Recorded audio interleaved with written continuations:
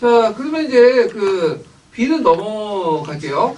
B 넘어가기 전에 약간 수정사할 게 있는데 그 보충자료 14페이지 보면 그 연료시 기술을 한용호라고 이렇게 적었잖아요. 틀렸어. 이근익이에요. 제가 예전에 잘못된 걸 그냥 긁어가지고 복사해서 이렇게 붙여놨는데 한용호는 다시 찾은 우리 역사 알려주는 거고 네, 이근익을 고쳐주시고요. 자, 그러면 이제 1번 문제 볼게요. B1. 자, 1번 문제는 이제 뭐와 관련된 내용이냐면 조선학 운동과 관련된 거죠. 그래서 거기에 이제 들어갈 만한 조선학 이렇게 쓰시면 되고, 그래서 연구의 방향, 그래서 국특이나 국부세면 제가 있는데, 공통점은 세계사적 보편성과 뭐냐면 특수성을 서로 합의하자. 그래서 근대라는 보편성 안에, 그 다음에 우리나라의 특수성을 같이 접목하자. 그래서 발견한 게 뭐죠? 신학이죠. 여유당 전설을 만들 때 신학을 통해서 근대의 어떤 특수성과 보편성을 같이 발견했다. 이렇게 이제 보시면 되겠죠. 자, 그래서 이제 그 연구 방향도 외워두셔야 돼요. 의의와 또 연결돼 있죠. 여기요. 그 다음에 이제 현실적 목표는 민족운동을 우위를 두고 그 안에 계급간의 투쟁을 협동한다는 좌우합작이 있었다. 그래서 거기에 보면 그 신민족주의자들이 이제 많이 주도를 했지만 일부 사회주의자들도 참여했어요. 물론 이 신문학 조선학 운동에 대해서 민족주의 내에서도 비판이 있었고 사회주의 내에 비판이 있었지만 큰 방향에서는 같이 참여했다 이렇게 이제 보시면 되겠죠. 그래서 이제 이들이 이제 주로 주목받는 문화 정통은 뭐였냐? 이거는 여러분도 알다시피 신학이죠.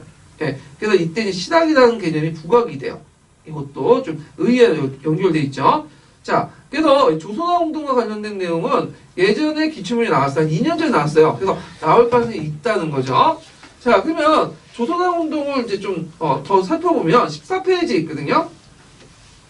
자, 조선학 운동은 이제 신간의 해체 후에 이제 일제 당국의 탄압이 심화되고 그 다음에 1930년대, 40년 들어가면 문화 동화주의를 내세우죠. 일본 애들이. 그래서 이게 대응하는 과정에서 나타난 거다. 그래서 우리 걸 찾자는 거야. 근데 우리 것만 강조하는 게 아니라 세계사적으로 보편적인 것 속에서 우리를 찾자는 거죠. 그래서 세계와 공감할 수 있는 부분. 그래서 시각이 이제 부각이 되는데, 자, 거기에 보면 이제 내용을 이제 좀 보면, 자, 민족적 특수성을 출발해서 세계적 보편성을 합의하고, 그리고 계급혁명을 반대하고, 민족주의 사회주의 협진 같이 협력하고, 그 다음 시각이라는 개념이 부각이 됐고요. 그래서 의의가 있는데, 이 의의 내용 외워두세요. 외우긴 다 어려워도 한 3-4가지 정도는 외워두시는 게 좋을 것 같아요. 그래서 예전에 의의와 관련된 내용들 문제 나왔고 그 다음에 조선왕운동에서 좌우 간에 또 한문적인 논쟁도 있었다. 이건 참고를 해주시고요. 이 조선왕운동과 관련된 내용은 제가 보기에는 이제 국부셈이 국특강의 내용이 좀 잘 돼 있어요. 그 총론 부분에. 그래서 국특강 좀 읽고 정리 좀 해주시고요. 그 다음에 2번을 볼게요. 2번. 2번은 뭐와 관련된 거냐? 토지개혁과 관련된 거죠. 이 토지개혁도 이제 자주 나오는 주제 중에 하나인데요. 자, 요 표는 예전에 기출에 나왔던 표예요. 예, 그래서 이제, 보면, 자, 당시 그 토지개혁을 제대로 실시하지 못했던 이유를 말해보고, 자, 여기 이제 기획 당시에 1947년은 우리나라가 우리나라 정부가 수립되기 이전이죠. 미 군정 때인데, 미 군정 때에서도 나름 토지개혁을 하려고 했어요. 왜 하려고 했냐? 그 당시 북한이 토지개혁을 했잖아. 그러니까 토지개혁을 안 할 경우에는 사회주의 세력들이 확산이 돼서 나중에 이제 잘못하면 친미적인 국가가 성립되기 힘들겠다 판단을 하려고 했는데 반대가 심했죠. 누가 이제 주로 반대를 했냐면 한민당을 중심으로 지지층들이 반발이 심한 거야. 그래서 어쩔 수 없이 이제 미 군정은 그 자신이 갖고 있는 적산 농지의 하나에서만 했죠. 자, 그래서 이제 그 이유를 이렇게 쓰고, 그 다음에 기획과 니은 시기에 그 소작지가 축소돼 있죠. 그러니까 이제 우리가 이제 알다시피 이제 그 개혁 이전인데, 왜 소작지가 축소됐냐. 이거 예전에 시험문제 나왔죠. 이게 한 번에 북한처럼 그냥 한 번에 했으면 좋을 건데, 그게 아니라 질질 끌었어. 그래서 미군정 때 한번 논의가 있었고, 강보구에도 그거 가지고 보상액이 어떠한 논의가 질질 끌다가 공포를 했는데, 실제로 못했죠. 왜? 6.25 전쟁이 났으니까. 그래서 그 사이에 지주들은 농지를 갖다 판 거야. 그래갖고 그 당시 농지가 줄어들었고 토지를 미리 팔아가지고 그것도 강매를 했어요. 강제로. 그래서 이런 내용들 쓰시면 될 것 같아요. 미리 갖다 팔았다. 그런 것들 좀 기억을 해주시면 되고, 그 다음에 여기에서 이제 농지개혁 과정에서 유상매입과 유상구매 구체적으로 어떻게 진행되는지 써보시오. 자, 이 농지개혁에서 이제 그 내용을 기준을 보면 기준을 쓴 건데, 일단 3정보 이상의 토지는 국가가 지주에게 직권을 발급하고 매수하고요. 그 다음 경자 유전의 원칙에서 농사를 짓지 않는 자가 가진 농지도 정부가 구입하고요. 그래서 이제 이걸 가지고 그 생산량의 30% 5년 헌물 산화를 하게 되죠. 예. 그래서 요 내용들을 쓰시면 되는데 굳이 뭐 요까지 외울 필요는 없을 것 같은데 좀 어렵게 내보려고 했어요. 근데 여기서 알 수 있는 것은 매입가 매수가가 뭐죠? 동등하죠. 그래서 그 매입가에 맞게 매수가도 뭐냐면 그 똑같이 내는. 그러니까 이 말은 농민들이 똑같이 내는 거야. 그러니까 정부가 500만 원에 그 매수했으면 매입가도 500만 원이야. 그래서 5년 분할 상할로 이렇게 이제 했다. 이렇게 이제 보시면 되겠죠. 그래서 원래는 처음에 뭐냐면 국회안은 좀 달랐죠. 국회안은 일부 뭐냐면 부담을 누가 하는 거죠? 정부 예산에서 하려고 했는데 정부가 그 법을 이제 통과시키고 이제 실시를 하지 않는 거야. 배째라고 하니까 정부가 안을 받아들여가지고 매입과 매수가를 동등하게 만들어가지고 이렇게 통과시켰죠. 이렇게 좀 기억을 해주시면 되고. 자, 그러면 의의가 뭐냐? 자, 지주중시의 토지 소유가 폐지되고 농민들이 자기 소유의 토지를 갖게 됨으로써 소장료에 벗어나게 됐다. 이렇게 이제 쓰시면 되고요. 자, 그러면 토지개혁의 제 내용을 좀 더 살펴보기로 하죠. 자, 여기 보면 이제 미군정 시대 때 농지개혁 볼게요. 15페이지. 신한공사 외워두셔야겠죠? 신한공사에서 기속제보를 처분하는 과정에서 이제 있고, 근데 이제 이 과정에서 이제 아까 얘기한 것처럼 토지개혁을 이제 하려고 했는데 이게 안 됐죠. 그래서 신한공사가 발전소 해체되고 뭐가 되죠? 중앙토지행정처가 설치되죠. 그래서 실제로 했던 것은 중앙토지행정처예요. 이거 좀 외워두시고요. 그래서 이제 이때 기성노지 처분은 아까 얘기한 것처럼 일제가 식민 일제 지주들이 갖다 버린 땅들 중에 일부를 가지고 한 거예요. 이거는 그래서 거의 80% 끝났고 그중에 20%는 이승만 정권에 처리했어요. 예. 그래서 되게 소극적인 개혁이었다. 이런 내용도 좀 기억을 해주시고, 자, 이승만도 이 토지 개혁을 할 수밖에 없었어. 왜냐면 이거 안 하면 어떻게 돼요? 사회주의 학살이 되잖아.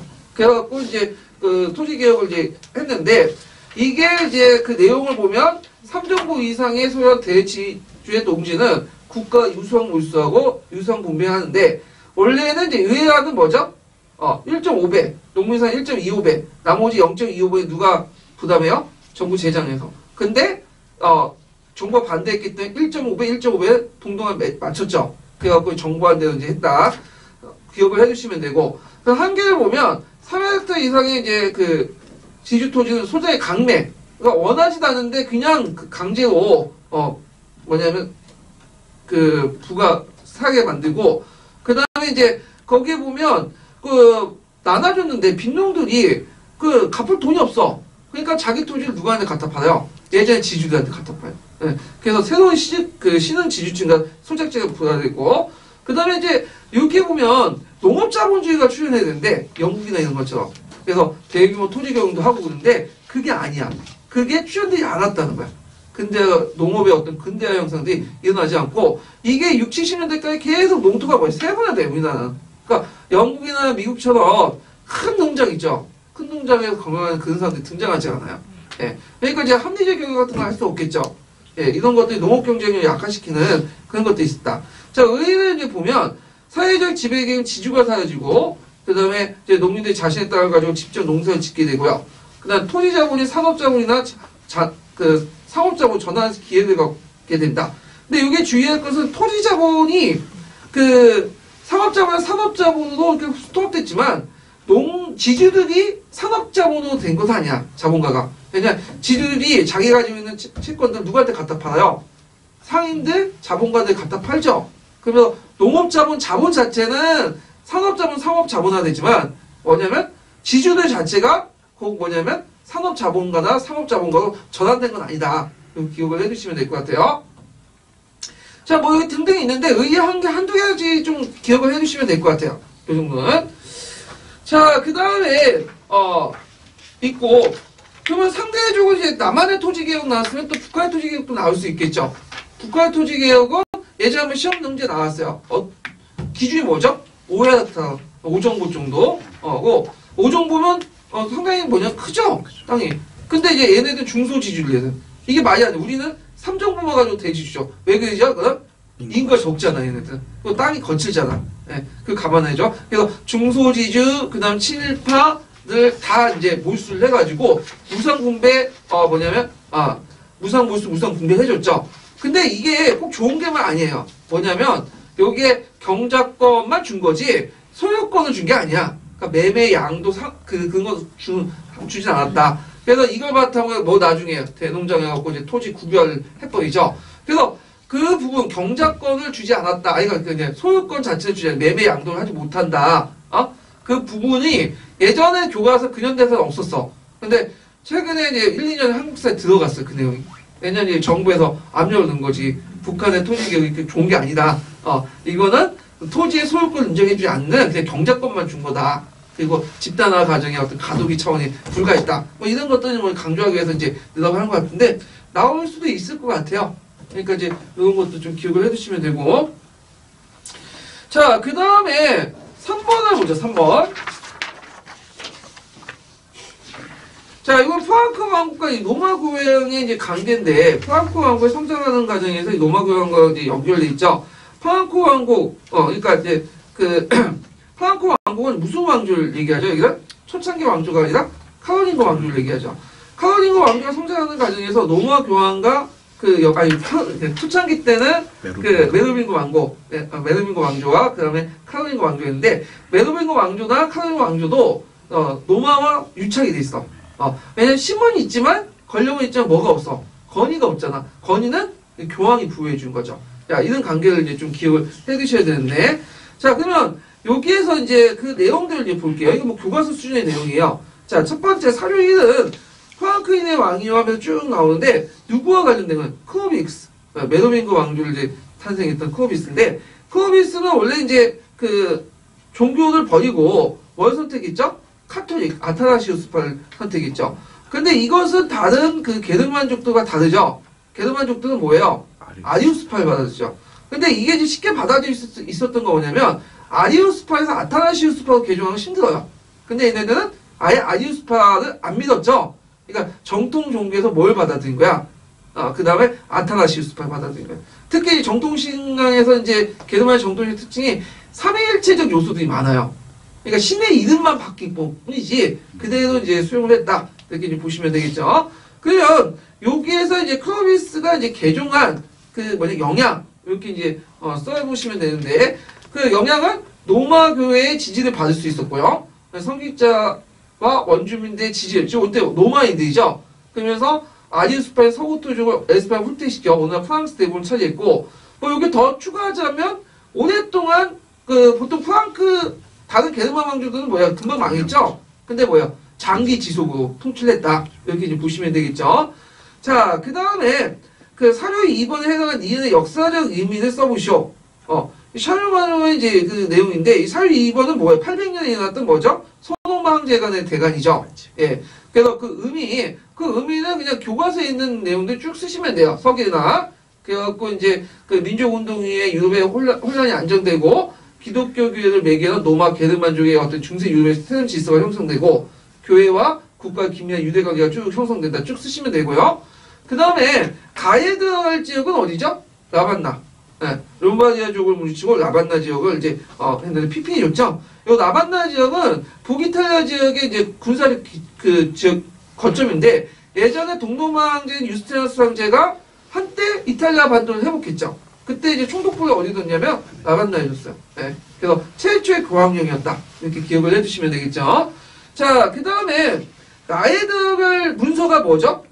나는 이제 그 교황이 서노마 지역을 가나할 수 있는 그 영역을 인정한 것이 콘스탄틴 기진짝이죠. 콘스탄틴 황제가 그 서노마 지역을 교황한테 때렸다. 너네들 가나라.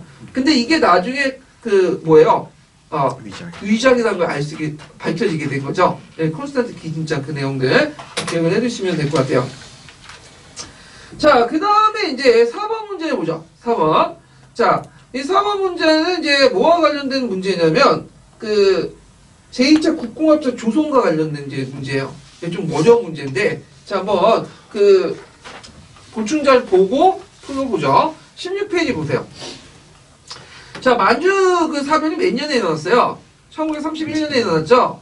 근데 이제, 요게 이제 만주가 세워지고 거기에서 끝냈으면 좋은데, 일본이 하북 지역까지 공격하려고 했어. 그러니까, 여기서 하북이라는 것은 어느 지역을 뜻하냐면, 하강 북쪽 지역을 뜻해요. 그러니까, 오늘날 말하면 하북성 일대와, 그 다음에, 그 당시에 표현하면, 연화성, 그 다음에 수원성, 그러니까 연화 수원성은 오늘날 내몽고 자치구 일대, 요 지역을 이제 공격을 하죠.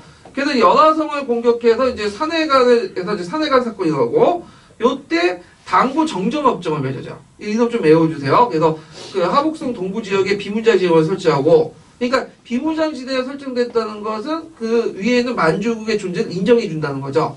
그 다음에 비무장 지대 설정으로서 이제 거기에서 많이 비무장인데 실제로 일본이 여기 들어와 또.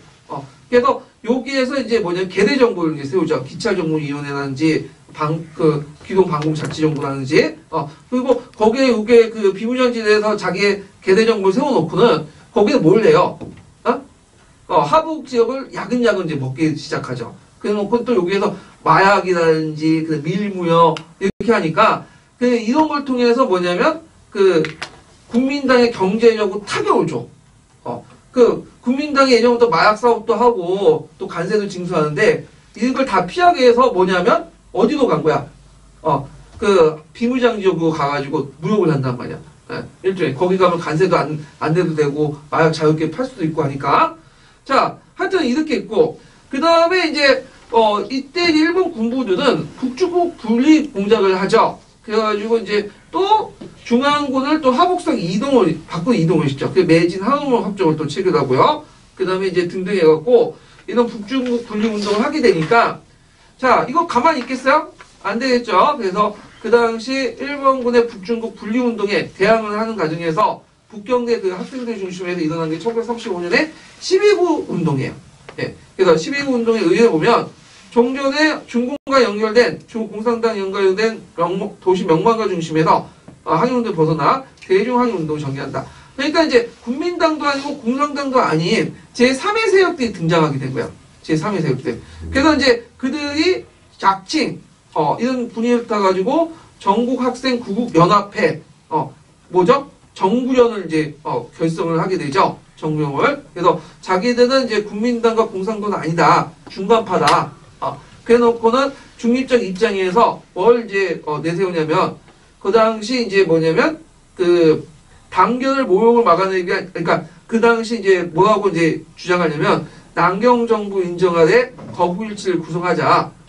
그러면서 이제 중간 어떤 역할을 이제 하게 되는데 자 그래서 이제 요때 뭘 공포했냐면 이거 외워두셔야 단결 영웅 약칭 단결 영웅가 뭐죠? 당견을 모욕을 막아내기 위해서 약간의 기본 조건과 최저 요구라는 단결 영웅을 하니까 누가 이걸 이제 받아들인 거죠? 모태똥이 괜찮네 하면서 이제 받아들이게 된 거고 그 과정에서 이제 뭐냐면 항일체제가 협정하는 항일체제가 확립되는 어떤 분위기가 조성이 된 거야. 분위기가 물론 한 번에 갑자기 형성된 건 아니고 차근차근 형성된 거죠. 왜냐면 공산당 입장을 올 때 국민당 손잡기 좀 힘들어 그 당시에는. 왜 힘들겠어요? 그 당시 대장정도 하고 국민당 막 싸우고 국민당의 어떤 뭐라고 할까 분노감이 치솟을 때인데 갑자기 손 내미자고 내미겠어요? 근데 이제 이런 국내에는 흐른가 그다음 코미테 지시를 받아갖고 이제 8.1 선언을 이제 계기해갖고 조금씩 이제 정책의 방향이 전환되기 시작한 거죠. 그래서 국민당의 항일전선 전략을 제가 적었는데 반장항일 그러니까 장개석과도 반대하고 항일도 하자. 근데 피장항일 좀 더 약간해서 이제 장개석을 핍박하고 항일하자. 완전히 이제 너는 연장항일 넘어가죠. 그 계기가 됐던 선언이 이제 코미테 7차 대회에 영향을 받은 8.1 선언이에요. 예. 그래서 8.1 선언이 있으니까 그 내용도 좀 외워두시고요. 예. 그래서 이제 있고, 그래서 피장항일 단계 뒷부분 있죠. 그때 이제 아까 얘기한 것처럼 그 계기가 됐던 것이 단결 어몽. 요 부분도 좀 기억을 해두시면 될 것 같아요. 그래서 요게 이제 예전에 객관식 기출문제 나왔던 거거든요. 근데 제 생각에는 지금 추세를 볼 때 안 나올 것 같아. 예. 그래서 지금 나올 수 있는 부분은 딱 객관적으로 볼 때 어디까지냐. 제1차 국공합작까지야. 제1차 국고과정 그 삼민주의 있죠. 신삼민주의. 거기가 마지노선이야. 그 넘어가는 거는 좀 힘들 것 같다. 예. 그래서 이제 있는데, 왜냐하면 근현대에서 대략 한 문제 나오는데, 낼 것도 많은데, 이런 데 문제를 낼 리가 없겠죠. 예, 그래서, 근데 확실하진 않죠. 제 생각은 그래요. 그래서 뭐 시간 없을 때는 그냥 제1차 국공합작까지만 보고 건너뛰는 게 좀 좋을 것 같아요. 이 부분이요. 자, 그러면 이제 일단은 이렇게 보고요. 그러면 이제 문제를 이제 풀어볼게요. 자, 4번에 보면 다음 가사적과 관련된 항용문제의 명칭을 써보고 기획과 관련된 협정 2가지를 말해보시오. 자, 여기에서 이제 친애하는 동포 여러분, 하북은 자고로 중원했다는데 현재 하북의 주권이 동삼성, 연하, 뒤를 이어서 잘라가는 걸 목표하고 있습니다. 이거는 뭐냐면 하북 그 북중국 분리운동을 반대하는 무슨 운동이죠? 12.29 운동이고 협정 2개 있죠? 단고점정하고 매진 하응업 협정 이거 2개 외워두시고요. 자, 그 다음에 나와 관련된 내용은 8.1선언이야. 그러니까 이제 보시면 되고 8.1선언의 내용, 내전 중지와 폭력 민족 연합 주의. 물론 이제 요때는 장개석하고 연합하자고는 하진 않았어요. 예, 그렇지만 여지는 뒀다. 그리고 자원합작은 이제 폭넓게 해서 국방정보라는 그 항의연구를 조직하자. 그런 것들 좀 기억을 해두시면 될 것 같아요. 자, 그래서 이렇게 해서 이제 있는데 그 항해과 관련된 내용은 나올 수는 없을 것 같은데 일단은 봐두시고. 자, 5번을 볼게요. 5번. 자, 5번은 이제 뭐와 관련된 문제냐면 송대 상업혁명과 관련된 거예요. 송대 상업혁명. 그래서 제가 예전에 농업혁명을 살펴봤죠? 요즘은 상업혁명을 이제 보는데 18페이지 잠깐 펴보세요. 송대 상업혁명. 자, 송나라 시대 때는 상인과 상업 조직이 이제 점점 분화가 일어나죠. 그래서 종전에 이제 객상 자고에도 아자, 악의 전호 이런 것들이 이제 일어나고, 그 다음에 자본 집중 등이 일어나죠. 화폐 경제도 발달됐죠. 송나라는 금본위, 은본위, 동본위 중에 어디에 속해요? 동본위제죠. 그런데 문제는 시간이 지나면서 동이 밖으로 빠져나가죠. 왜 빠져나가요? 세패. 그 다음에 또 외국으로, 특히 일본으로 이렇게 갖다 빠져나가죠. 그래서 이걸 대신해갖고 이제 조금씩 은본위제가 등장을 해요. 은화를 많이 사용하고 또 신용화폐, 교자, 해자, 이런 것들이 이제 등장을 하게 되죠. 그래서 나중에 이제 명청 때 들어가면 동이 아니라 이제 뭘로 넘어가죠? 은본위로 넘어가게 되죠. 이렇게 이제 기억을 해주시면 돼요. 자, 그래서 이제, 있고, 그 다음에 뒤에 넘어가서, 그, 강업도 발달했다. 그래서 강업사들이 다양하고, 북송 때는 석탄을 대량으로 생산해서 제출했다. 그래서 석탄을 이용해서 제출했다. 이거는 유럽에서 언제 때요? 상업혁명 때죠. 거의 1000년 이상, 먼저 중국이 했다. 이렇게 보시면 돼요. 그만큼 중국의 이제 상업이 되게 발달됐다. 이렇게 이제 기억을 해주시면 되고. 자, 그러면 관련된 내용들을 이제 볼게요. 5번. 자, 5번은 다음은 송대 상업에 관련된 내용이다. 가에 들어갈 명칭을 써보고 해상무역과 관련된 구체 역할 2가지 쓰시오. 이렇게 했는데, 자, 시장에서 이제 그 뭐냐면 상인조합의 역할을 이제 보는데 이걸 모을까요? 가는 행이죠, 행. 그 다음에 요때 이제 여기는 안 나왔지만 송나라 때 행 외에도 또 뭐가 있었죠? 수공조합이었던 작이 있죠. 작. 근데 당나라 좀 비교해보면, 당나라는 행은 있지만 뭐죠? 작은 없어요. 네, 이런 것들 좀 기억을 해주시면 되고. 자, 그 다음 시박사. 시박사는 그 당나라 때 시작해갖고 송나라 때 제도로 왕비가 됐거든요. 그 원나라는 이제 송나라 제도를 뺏긴 건데, 자, 송나라 때의 시박사의 요거 중요하니까 외워두시겠죠? 역할. 무역세를 징수하고요. 그 다음 무역품 판매 허가증을 고부하고, 번박의 송영. 번박이라는 건 뭐냐면 뭐라 할까, 오랑캐의 배란 뜻이야. 네. 그래서 서양 선박이나 이런 것들 이제 중동에 오는 선박을 해서 그 뭐냐 송영하면 환영도 해주고 맞아주고 이런 것들 이제 얘기하는 건데, 이런 것 좀 기억을 해두시고, 이 시박사가 나중에 이제 명나라 때 폐지되고 나서 그 다시 청나라 때 시박사를 계승한 기구가 있죠. 이게 뭐죠? 해관이죠. 해관. 해관. 이렇게 연결됐다. 이렇게 보시면 되죠. 자, 그러면 있고, 그 다음에 이제 니은의 보고로 교자해자의 보고로 나타난 문제. 이 교자해자라는 것은 종이집회죠. 원래는 어흥하고 비슷한 건데, 이것이 너무 남발됨으로써 재정과 물건들을 가져왔다. 이렇게 이제 보시면 되고요. 자, 그 다음에 6번 문제 볼게요. 6번 문제. 이건 프랑스 대혁명과 관련된 건데, 프랑스 대혁명과 관련된 부분에서 이제 이것도 이제 나올 때가 됐긴 되는데, 국민의회하고 국민공회, 그거 외워두시고, 그 다음에 프랑스 대혁명 또 외워줄 게 프랑스 대혁명 초기 때, 이제 갈등 배경. 그래서 머지수로 할 것이냐, 뭐, 그 개인별로 할 것이냐. 아, 그러니까 신분별로 할 것이냐, 개인별로 할 것이냐, 머지수로 할 것이냐. 그거 이제 싸운 거 일어났죠. 자, 그러면, 가는 뭐냐? 이걸 읽어보시면 이제 국민이 쭉 나오는데, 이거 좀, 이게 뭘까? 이렇게 하지만, 답을 보면 금방 이해해요. 테니스 코트에서 할게요. 유명한. 예. 그 테니스 코트에 모여가지고, 왜 이렇게 선언했냐? 그거 뭐냐면, 정치적 맥주의 그 논쟁점이 뭐야, 그때? 머리수. 예, 머리수 그 하냐? 아니면 대표 그 시범을 투표할 것이냐? 그 예전 시험 문제 나왔죠? 예. 그래서 이제, 그 원래 이제 3부회를 소집할 때 논쟁점 2개가 있었어요. 하나는 30분이 많은데 수는 똑같다 그거야. 1신분, 2신분. 그러니까 늘려달라. 그리고 그 다음에 머리수대로 투표해달라. 근데 첫 번째 의견은 들려줬죠. 2배는 늘려줬죠. 근데 머리수 투표는 안 들어줬어. 그래서 그거 가지고 또 싸우다가 이제 30신분을 중심으로 거기에 30신분의 의견을 동조한 1, 2신분을 해가지고 만든 것이 테니스 코트 선언에서 뭘 제창했냐면 국민의회를 제창했죠. 이때 국민이라는 의미는 뭐죠? 모든 사람을 의미한 게 아니에요.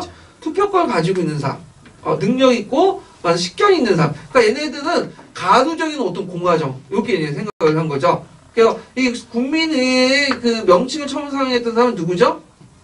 30분이나 무엇인가를 쓴 시에아스죠. 예, 시에아스. 자, 그래서 이제 요런 것도 이제 보시면 되고요. 그래서 이제 정치적 쟁점 이렇게 보시면 되고, 그 다음에 나는 이제 뭐와 관련된 거냐면 국민의회가 공포된 봉건제 폐지야. 그래서 국민의회는 봉건제를 완전히 폐지한다. 뭐 좋은 것 같은데, 근데 여기에 폐지된 내용들이 쭉 나와 있죠. 근데 여기 보면 예전에 그냥 봉건제 허례의식들을 폐지한다는 거야. 그리고 또 어떤 말도 있냐면 봉건제 농노제도 문서도 농노제 폐지한다. 농노 문서 인정 안 해주겠다. 농노제도 폐지하고. 근데 농노제는 이미 뭐예요? 예전에 200년, 300년 다 폐지한 거야. 그러니까 그냥 상징적으로 남아있거나 아니면 굳이 뭐 돈 안 주고도 하는 허례의식들만 폐지하는 내용들이에요. 상징적인 것들. 그러니까 실질적으로 중요한 뭐냐면, 생산물 지대나 이런 것들은 폐지 안 해. 왜 폐지 않겠어요? 이거는 사유재산이야. 그래서 사유재산은 어떻게 되죠? 신성 불가침이기 때문에 사유재산 갖고 싶으면 너도 돈 내라. 돈 내면 폐지시켜줄게. 그래서 이걸 뭐라 그러죠? 봉건제 유상 폐지가 되는 거죠. 그래서 이런 내용들을 좀 기억을 해두시면 될 것 같아요. 그러면 이렇게 형식적인 봉건제 폐지를 주장했던 게 뭐냐? 그래서 부유자들이 좋아서 그런 거 아니고 그 당시 농촌에서 뭐가 있었죠? 폭동이 있었죠. 그래갖고 이제 불타 없어지고 하니까 이런 것들 이제 없애야 되겠다고 했지만 한계도 아까쯤에 실제 폐지된 것은 형식적인 명예 특권에 불과하고 실제 봉건적 공납은 대사기도 유상 폐지도 계속 남아 있었다. 그게 완전히 제도로 폐지된 건 언제 때다? 국민공회 때죠. 근데 실제로 이때도 거의 유상 폐지됐다고 보시면 돼요. 근데 이제 어쩔 수 없이 자기 부르주아 세력들이 생산물지대 수치권을 자기가 갖고 있으니까 자기가 돈을 주고 산 거예요. 그러니까 이거 자기 재산물인데 사유재산인데 그냥 줄 수 없는 거 아니야. 그러니까 돈 주면 내가 줄게 폐지시킬게 그런 내용이고. 그래서 뭘 강조했어요? 거기에 그래서 이제 인권서에 뭘 넣었죠? 신성불가침. 그래서 사유재산은 신성불가침. 앞부분에 놨는데 또 뒷부분에서 또 확인해주는 거죠. 예, 이런 것들 이제 보시면 되고, 그 이론은 어디에 따온 거죠? 루크의 이론에 따온 거죠. 루크는 재산권 되게 강조하잖아요. 예. 자, 그래서 이런 내용들. 그러면 국민의회 때, 요때 이제 국민의회 때 이제 사법개혁 관련된 내용을 보면, 말 많았던 고등보험을 폐지하고요. 그리고 예전에 지방행정구역하고 그 다음에 이제 사법행정구역이 맞지가 않았어. 근데 지방행정구역하고 부합된 사법체제를 만들었다. 그래서 의정부에 사는 사람은 서울에서 재판받는 게 아니라 의정부 지원에 가서 이제 지원에 가고 재판을 받거든요. 예. 근데 제가 양주에 살고 있는데 양주에는 재판소가 없어요. 예. 그래서 예전에 한번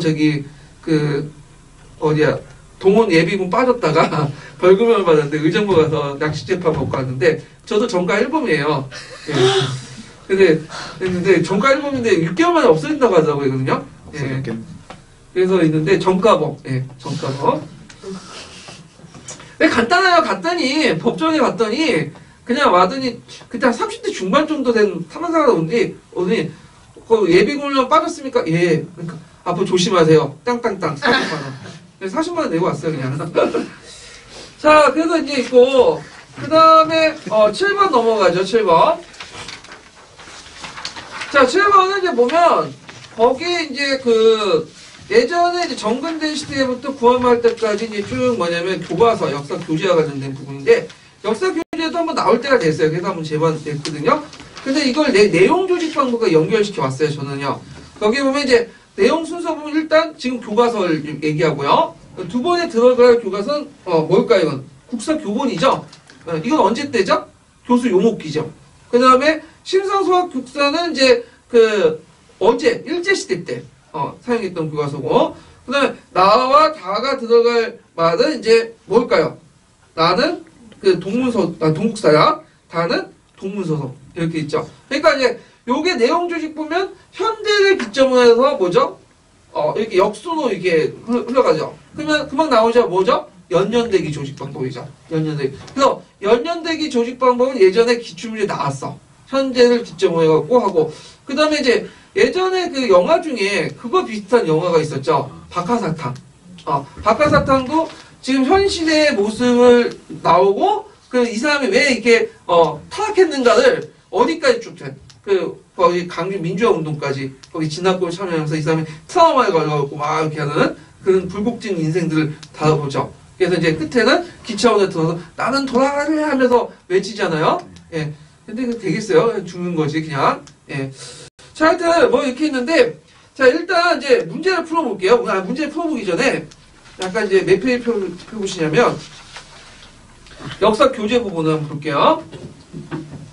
자, 해방 직후에 그 진단학회에서 만든 역사 교재가 뭐죠? 국사 교본이야. 그 미군정이 이제 그 요청해서 만드는데, 그 특징은 해방 직후에 이제 발행한 최초의 역사 교과서고, 주 정치적 변화를 내고 주 고대사 위주예요. 그리고 본문으로만 구성된 채 심화와 학습 자료는 전혀 실리지 않았고요. 근대적 모습도 실리지 않았다. 이런 것들. 그래서 아직까지는 그 뭐냐면 좀 신민사의 영향을 받았다. 왜냐면 이게 의도적으로 이렇게 쓰려고 한 건 아닌데, 거기에 진단학회에 참여했던 그 이병도나 이런 사람들이 그 스승이 누구예요? 일제 간학자들이죠. 그러니까 이제 교훈을 받다 보니까 의도하지 않게 배워놓은 거야. 그래서 이거 당연하게 알고 이제 썼던 거죠. 예.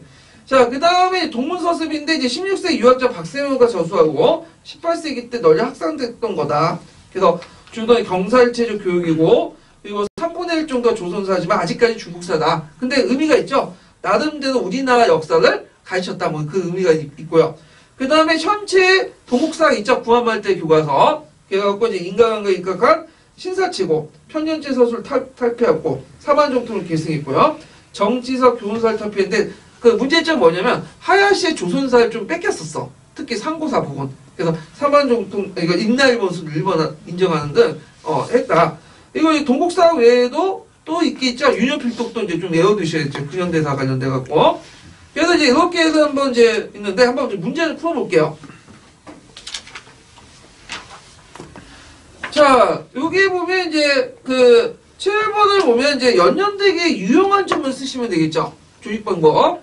그래갖고 현재 문제에 대한 통찰력을 갖게 해주고, 현재와 과거 사이의 관련성을 분명히 인식해주고, 문제점 역사의 본질이라는 점에서 시간의 경과에 따라서 역사에서의 변화를 무시할 수 있는데 있으며, 지나친 현재 중의 실용주의 역사가 아니다 등등등. 그래서 한 2개 정도 외워두시면 될 것 같아요. 요거는요. 요거는 어디 있냐면 파란 책이 있어. 녹색 책은 없고 파란 책이 있는 거예요. 요거는요. 예전에 한번 기출에 딱 한 번 나왔던 거죠. 자, 그 다음에 가에 들어갈 이제 국사교육 소수 1개. 그래서 우리나라 역사의 근대의 변화한 모습을 별로 소수하지 못했고, 사화나 당쟁을 좀 강조했다. 시민사가 영향을 좀 받았다는 거죠. 그 다음에 이제 나의 교재명은 동국사. 그 다음에 동문서술의 파란책이 있죠? 현재까지 알려진 것 중에 역사 교재용으로 만든 최초의 책이고, 우리의 역사를 당분에 시작한다는 또 서술하고 있다는 점에서 민족의 정통을 드러냈다. 근데 좀 한계는 뭐냐면 아직까지는 뭐다? 중국의 역사가 많다는 거예요. 그리고 경사일체의 성격을 벗어나지 못했다. 이런 것들 이제 보시면 되겠죠. 자, 그래서 이제 한번 바꿔요. 보너스 문제를 풀어볼게요. 자, 보너스 문제는 이제 여기에 이제 사료의 1차 사료의 명칭인데, 이거 누가 말한 거예요? 시틀러가 말한 거죠. 시틀러가 말한 유명한 책이 있어. 나이투제. 예. 그래서 독일에서 유엔 폭동하다가 안 돼가지고 어떻게 되죠? 잡혀가지고 6개월 갇혔는데 그때 이제 썼던 그 유명한 책이 나이투제인데 이 사람은 참 말과 행동이 참 일치해요. 그러니까 나이투제에 했던 내용들이 그대로 뭐냐면 자기 정책에 반영됐죠.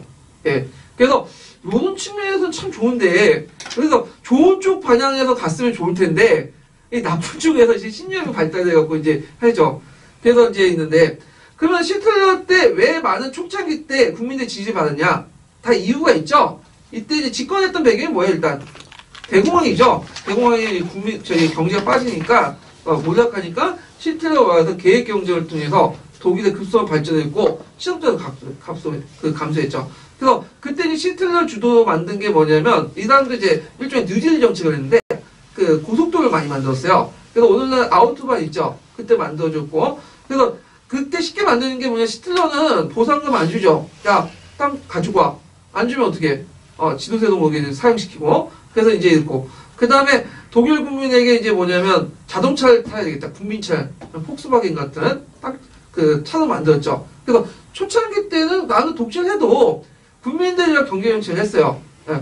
그러니까 트럼프가 당선한 이유가 뭐예요? 그렇게 성추행을 하고 막 그 뭐냐면 인종 차별하고 그런 사람들이 뭐죠? 결국에 경제, 돈이죠.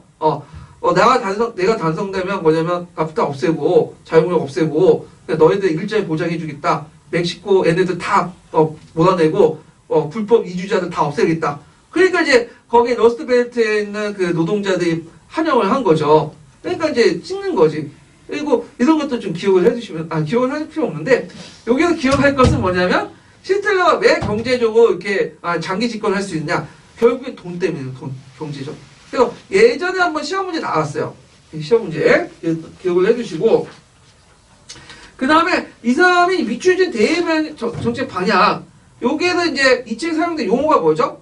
그 게르만족이 아니죠. 아리안족의 이제 활동을 유지하고 확대시키면서는 아리안족이 살 수 있는 뭐가 필요한 거야? 생활 공간. 그래서 생활 공간이 어디서 많으냐? 서유럽보다는 어디냐면 동유럽죠. 왜냐면 이제 동유럽이나 러시아죠. 이들은 그 게르만보다도 더 아래 단계인 어떤 민족이야? 슬라브족들이죠. 그래서 이들을 이제 깔끔하게 자기 노예로 삼고 그 지역에 이제 게르만족들의 후손, 아리안족의 후손을 이제 퍼뜨린다. 그래서 이것이 이제 그 2차 세계대전에 반영되는데 프랑스는 좀 간대했어요. 이게 통치하는데. 그래서 이제 좀 자율권도 주고 비시정부도 인정해주고. 근데 동유럽이나 러시아 할 때는 막 박해를 했죠. 그 이유가 뭐냐? 슬라브족들은 게르만 라틴족보다는 열등한 거잖아.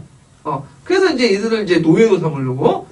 그리고 그 밑에 슬라브족 다음에 밑에 있는 애들 뭐야? 집시와 유대인이죠. 얘네들 노예 삼을 같지도 않았어. 뭐죠? 말살 시키는 거죠. 말살. 예. 자, 그래서 이런 것들 좀 보시면 될 것 같아요. 그래서 히틀러와 관련된 내용을 제가 앞부분에 보충 자료에 좀 적어놨는데 나올 소지가 많아요. 그리고 요거 외에도 히틀러의 인종정책 있죠. 인종 말살 정책도 예전에 시험 문제 나왔어요. 그래서 정말 그 기출문제 예문해갖고 분석 내용 좀 파악을 해두시는 게 좋을 것 같아요. 자, 그 다음에 이제 뒤에 넘어가서 이제 8번 문제를 보죠. 교과서. 예. 요번에 이제 들어온 소식에 보면 교과서가 나올 거다라는 이제 그 내용이 많이 들어오는데, 한동안 교과서가 안 나왔잖아요? 근데 이제 최근 추세를 보니까 그거 나올 것 같은 이제 분위기야. 말은 안 하지만 알고 있죠? 그래서 거기 내용을 보시면 이제 약간 국정교과서 내용을 좀 약간 봤는데, 이 시대에 실제로 이렇게 나올지는 잘 모르겠는데, 일단은 가는 뭐와 관련된 상고사 공문이죠. 그 다음에 나는 근현대사. 이렇게 관련된 건데, 가는 한당 공기야. 그 다음에 나는, 여기에는 이제 대한민국의 1948년 8월 15일 대한민국 건국했다. 이렇게 있는데, 자, 그러면 여기에서 이제 교과서 내용을 역사적 사실 볼 때, 가를 함할 필요가 있다. 이 가는 이제 그 밑에 있는 뭐죠? 이게 역사적 사고 과정에서 뭐가 들어가야 돼요? 역사적에서. 출처하기 들어가지. 한당 공기는 실질적으로 출처하기는 믿을 수 있어, 없어요? 없죠. 지금 국사학계 다 부정하는 건데 말은 좋아. 우리나라가 러시아까지 점령하고 중국 점령하고 당군이라는 존재도 여러 명 있었다. 이런 식의 이제 근데 말은 좋은데 말도 안 되는 거고. 저자의 신뢰성, 의도, 사건, 출처에 쓰이고 그래서 이제 활동 내용들을 이게 쭉 쓰시면 되고, 그 다음에 가정, 그 밑에 그 가정도, 그 니은의 가정은 이제, 뭐냐, 학증이죠. 학증의 가정인데, 그럼 여기에서 이제 볼 것이 뭐냐면, 드레이크의 그, 뭐냐면 역사적 사고 능력이죠. 그래서 몇 페이지 펴보시면요. 20페이지 펴보세요.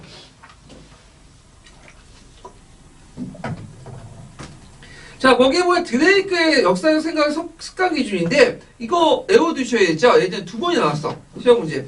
하나는 출처하기, 그 다음에 두 번째는 학증, 맥락화, 비교적 사고. 예전에 나왔던 것이 아마 출처하기인가 학증인가 그럴 거예요. 예, 출처하기는 이 책이 과연 신뢰성이 있는가, 의도가 뭔가, 이런 것들을 이제 볼 수가 있죠. 일본 서기 같은 거 믿을 수 없는 거 아니야? 예. 그 다음 학증은 뭐냐면, 다른 문서가 있는데, 이제 똑같은 사건을 두고 다른 말을 해. 그 누군가 거짓말을 하고 있는 거야. 팩트를 가지고 다른 말을 해요. 그러면 서로 교차 분석을 해야 되겠죠. 예. 그래서 이게 뭔가 사실이 어떤 건가를 팩트를 체크하는 거야. 예, 팩트 체크하고 보시면 돼요. 자, 그 다음에 맥락화 같은 경우에는 유추적 맥락과 언어적 맥락인데, 그 당시 사람들의 생각에 따라서 그걸 어떻게 봐요? 해석에 관련된 부분이에요. 그 다음에 비교적 사고는 뭐냐면, 요 뒤에 후대 학자들이 그걸 볼 때 똑같은 사건을 보고 다르게 해석할 수 있는 거야. 그러니까 맥락화는 그 당시 사람들의 그 내면을 얘기하는 거고, 그 다음에 비교적 사고 같은 경우에는 1차 사조에 있는 당대 아이들과 사고를 비교를 해가지고 그 당시에 이제 사람들 뒤에 후대 학자들 어떻게 그걸 이제 바라보고 있는가, 이걸 얘기하는 거야. 예. 그래서 그 네 개가 있는데 주로 이제 나오는 건 출처하긴 학증인데, 두 개 정도만 기억을 해주세요, 그냥. 3번하고 디귿과 니은은 좀, 이게 꼬면 좀 복잡해져. 문제가 딱 학증된 게 출처하기나 학증은 명확하거든요. 예, 이거 두 개 정도 외워두시면 될 것 같아요. 자, 하여튼 뭐 이렇게 외워두고, 자, 그 다음에 이제, 이게 되게 물어보는 게 많아가지고, 그래서 이 과정을 얻을 수 있는 학습의 효용성. 잠깐만요. 가 들어가고, 활동 내용 서술하고, 니은 어떤 과정인지 말해보고, 쓰시면 되고, 그 다음에, 이 과정을 통해 얻은 학습. 그러니까, 아까 니은의 과정. 니은의 과정은 뭐죠? 그 밑에 이제 보시면, 학증. 학증을 통해서 이제 얻을 수 있는 이제 그 내용을 쓰면, 보는데, 이게 이제 남색책에 있어요. 남색책에 뭐라고 적혀 있냐면, 이제, 학습, 역사적 능숙성을 달성하는 걸 기대하고, 연습과 지식의 누적을 통해 문서 분석을 통한 역사적 이해를 높일 수 있다. 이제, 이건 아까 이제, 뭐냐면, 요 자체가, 학제 자체가 뭐라고 했죠?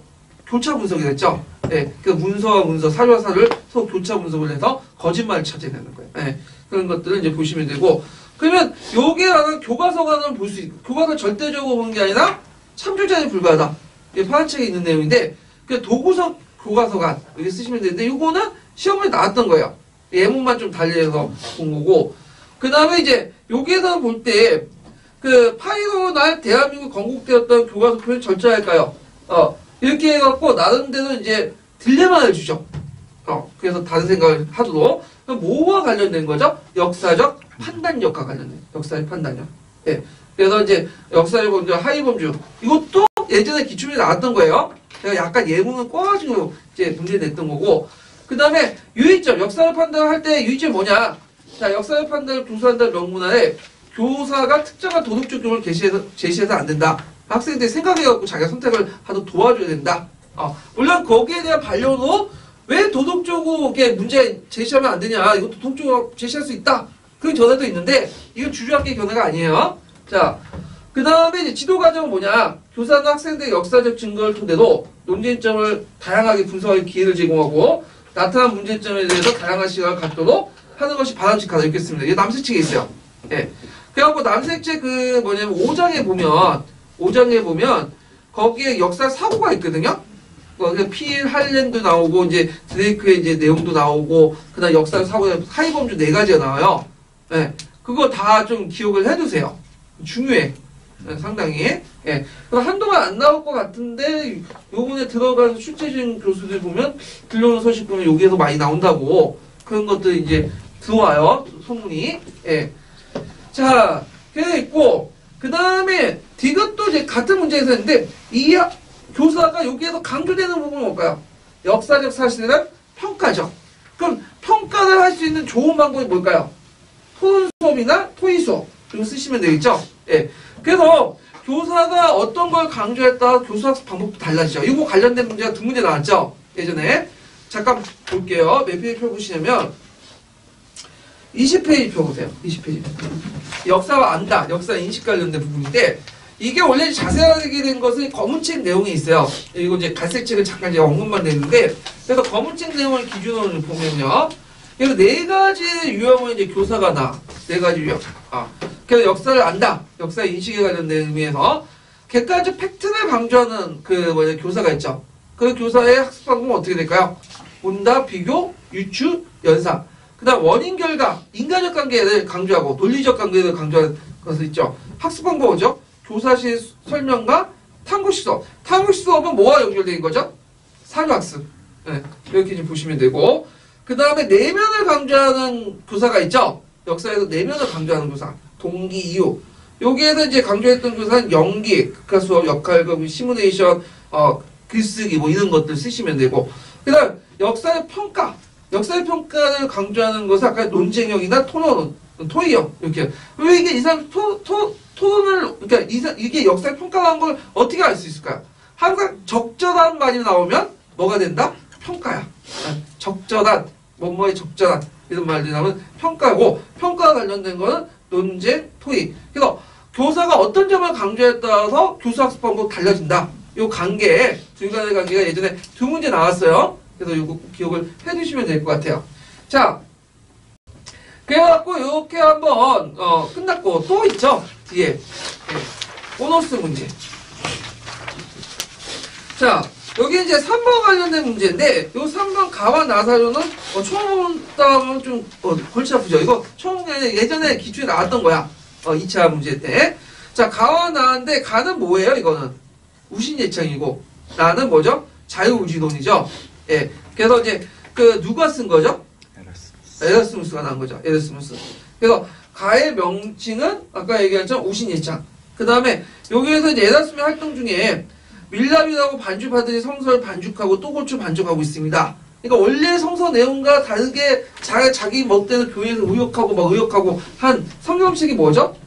불가태죠. 네. 성격이 아니라 성경인데 제가 회학 쓸 때 성격이었을 때 성경으로 주시고 자 불가태 성경을 비판하고 그 대신에 그리스어판 신약 성경을 출판하고 거기다 뭘 달았죠? 라틴어 주석을 달았어. 그러니까 불가태는 그리스나 시부의 원전을 번역하고 라틴어로 의역을 한 거잖아요. 근데 이건 그리스와 그 다음에 그리스어 원전. 그리스는 뭐예요?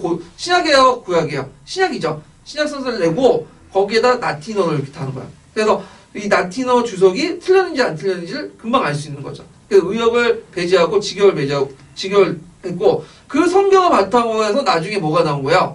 각국의 그 성경이 나온 거죠. 각국 쓰여진. 그래서 그 당시 이제 인쇄소를 통해서 널리 확산이 된 거고. 자, 이런 것들을 이제 쓰시면 되고. 그 다음에 이제 여기에서 루트의 입장에서 나를 비판하시오. 루트는 노예의지에 반박해서, 그러니까 자유의지에 반박해서 뭘 내렸죠? 노예의지. 선악과를 따먹을 때 인간은 이미 타락한 존재다. 이미 자유의지가 상실됐다. 이렇게 주장을 하죠. 예. 그래서 노예의지론은 뭐하고 비슷하냐면 예정사와 비슷해요. 예정사의 노예의지는 뉴턴이나 칼빈이 처음 만든 건 아니고 예전에 아우구스투스가 얘기했던 건데 이제 다시 부활해갖고 이제 해석한 거고. 그 다음에 르네상스하고 그 다음에 뭐예요? 여기 르네상스가 무슨 르네상스예요? 풍류 르네상스죠. 그 다음 그 이전의 르네상스는 뭐죠? 그 다음 이탈리아 르네상스죠. 알프스 이북의 르네상스와 이탈리아 르네상스 차이죠. 요것도 예전에 기출문제 나왔던 거죠. 꼭 기억을 해두세요. 예. 자, 그 다음 마지막 문제 풀어보죠. 자, 이 마지막 문제는 이제 뭐냐면, 급진계합하고 온건계합화 분화 과정을 제가 한번 이제, 문제를 내봤거든요. 그래서, 위화도 해군 때 분화된 건 아니에요. 그때까지는 이승계합은 이제 협력을 했어. 새로운 사회를 만들겠다고.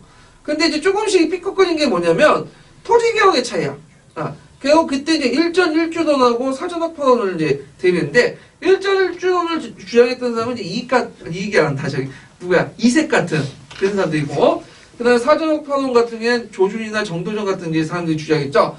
1전 1주론은 뭐냐면 수도권 분급제를 그대로 유지한 채 전주를 1위로 합치하자. 그 예전에는 수도권이 몇 명이 있었어. 중첩됐잖아요. 한 명만 하자. 그러니까 전시가 체제는 그대로 유지한 채, 구급하죠. 예전에 그 제도를 유지한 채, 다만 운영만 바꾸자는 거야. 부작용만. 근데 이에 반해서 이제 사전협회는 모든 거 다 사전에 없어져. 뭘 사전을 주냐. 이때 사전이라는 건 수도권을 얘기한 거죠. 수도권사 개인에게 주는 거. 이 사람들은 또 나가서 정도준이나 조준은 더 나가서 뭐까지 건드리려고 했냐면 여기는 안 나왔지만 소유권까지 건드렸어. 그래서 소유권까지 건드려갖고 그 국부세에 보면 구특강에 보면 소유권까지 건드려서 개구수전 하자고 하죠. 개구수전 뭐야? 어디에 센 다음에 다 나눠주자 토지가. 그러니까 이제 토지의 공개념을 강조하죠. 정도전 그런 사람들. 근데 이것까지 건드리면 어떻게 돼요? 들고 일어나요. 들고. 그래서 그냥 이 사전 후파론도 좀 약간 문제가 있고 해갖고 절충을 한 거야. 그래갖고 이제 절충을 해갖고 이제 나온 것이 가전법이죠. 가전법. 자, 하여튼 뭐 토지 문제에서 이렇게 대립을 했고, 그 다음에 이게 이제 본격화된 거, 이제 완전히 갈라지게 된 것이 두 사건이에요. 1차 분할, 2차 분할 이렇게 이미 볼 수 있는데 1차 분할은 뭐냐면 김저의 옥이야. 이 김저는 왜 있냐면 김저는 채영이 조카거든요. 예, 채영이 이미 수정돼 있죠. 이 사람이 이제 그 유배에 갔던 누굴 찾아갔냐? 우왕을 찾아갔어. 근데 우왕이 칼 한 장을 주면서 이성계를 죽여라 명령을 내렸대요. 예. 그래갖고 이제 이 사람이 이제 우왕의 명을 받고 김저가 개경에 올라가서 자기 이제 그 무리들 모아가지고 이성계를 살해하는 음모를 꾸민 거야. 근데 거기에 가담했던 각충보라는 사람이 도중에 빠져나와 밀고를 한 거야. 그래갖고 이와 관련돼갖고 이제 이 사람만 죽은 게 아니라 그와 관련된 그 많은 사람들이 죽거나 이제 수청당했는데 그때 신진사대부의 일부가 거기에 이제 뭐냐면 가담했다 해서 이제 수청당하고 했죠. 근데 이제 하여튼 김제의 옥을 계기로 해갖고 이거 우왕 그대로 놔둬서 안 된다. 그래갖고 우왕을 죽이고 우왕의 자식이 누구야? 창도 안 된다. 그래갖고 쫓겨나서 죽여버리죠. 그래서 그때 내걸었던 논리가 뭐냐? 폐가입지론이죠. 이 사람은 가짜다. 그래서 왕씨 핏줄이 아니고 누구야? 신돈의 핏줄이다. 결국에는 이제 신돈의 핏줄은 제거하고 진짜 왕을 세워야 된다. 그래서 내세운 게 뭐냐면 공양왕이죠. 그래서 요 정치적 사건과 내용을 쓰려면 뭘 써야 되냐? 김제의 옥과 비창호왕선, 그러니까 폐가입지론 이렇게. 그래서 이 두 사건을 계기로 해서 이때 이제 그 신진사대부 안에서도 이색이나 건건, 이수인, 이임 해갖고 초창기 때 이성계 협조했던 세력들 중에 상당수가 뭐야? 떨어져 나간 거야. 수청당하고. 물론 이게 수청이라 해서 죽었다는 의미도 있지만 지방으로 뭐야? 기양문했다는 의미야. 그 이색 같은 사람은 이제 근데 이색은 죽진 않았어. 이 사람은 나중에 자연사했는데 이 사람은 이제 이성계는 이색을 좀 좋게 받긴 봤어요. 그래서 살려주려고 했는데 누가 죽이려고 했어요? 정도전이 죽여야 된다고 해서 막 죽이려고 했죠. 예.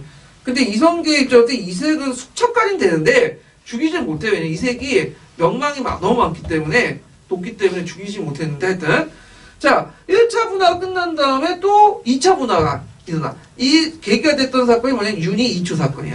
윤희 이초는 뭐냐면 윤희와 이초라는 사람이 이제 그 뭐냐면 명나라 예부에 가갖고 꼬발렸어. 뭐라고 꼬발렸냐면 공민왕과 이성계가 군사를 모아서 명나라를 공격한다는 거야. 그리고 그 조선에 있는 그 명나라 친명파 세력들 다 제거해버렸다. 뭐 이런 식으로 이제 한 거죠. 이게 거짓말이죠. 근데 이제 그 당시 조선의 사신이 거기 갔다가 예부에서 그 말을 듣고 온 거예요.